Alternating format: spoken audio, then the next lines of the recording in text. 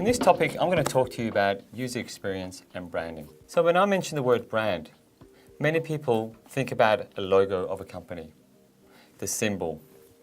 But brand is a lot more than that.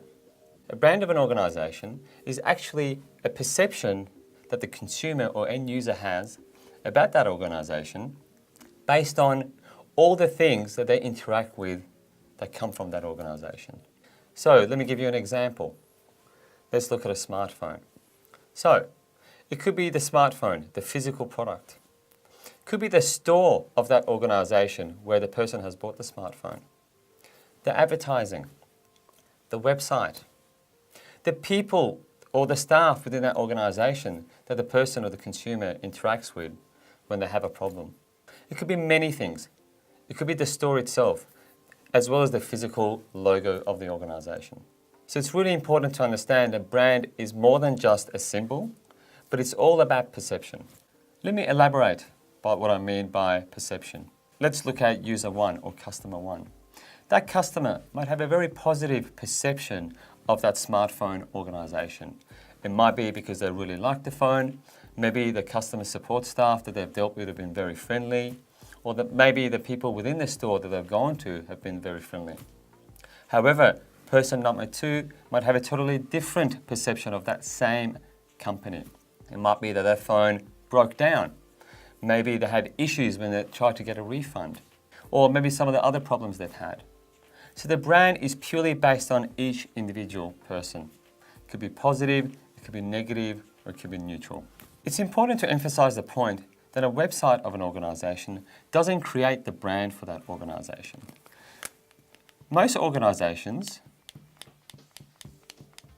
already have a brand because they have a logo and they have other material that affect that brand. The website of the organization is just one other element or one other channel that impacts how people perceive that organization. I'll give you two examples so you can understand why it's important to ensure that your website is aligned with the brand of the organization. Imagine these two brands, the British monarchy and a sportswear label such as Nike, Adidas or Puma. When you think about the British monarchy, what do you think? You think safe, you think authoritative, they have a bit of legacy behind them, but they're probably not very modern. And if you look at their website, they probably ooze at that brand. At the same time, when you look at a sports label, you might think speed, power, energy, about being a leader or a success. That's what motivates you to buy that product. Now, what if we flip the two? Could you imagine the website of the British monarchy having the look and feel of a website as if it was a sports brand? Or likewise, would you consider buying that sports label if you went to the website and it saw it looking like the British monarchy's website? You probably wouldn't. Although those two brands exist, the website really impacts how a user perceives that company or the brand moving forward. Now, when we're talking about a website, there's three main elements that impact the brand based on the website. Often on the website, it's about the visuals, it's about the tone of voice or the language used, and the final aspect of the website could be about content. A perfect example of a tone of voice for a website could be an error message. People don't often like getting errors on the website, so that most of the time they're disgruntled.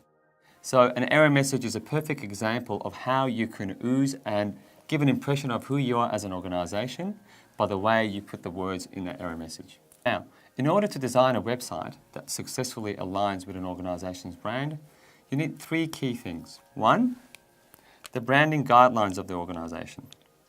Typically, this is owned by marketing. The visual design style guide for the website. And this is typically owned by the online team or the digital team. And also, you need to have a good understanding of the target market for the website. In effect, the end users. So, in this topic, I've covered the notion of brand and how brand and user experience come together to change the perception of an end user or a customer about the organization. In the next topic, I'm going to talk to you about accessibility and universal and inclusive design.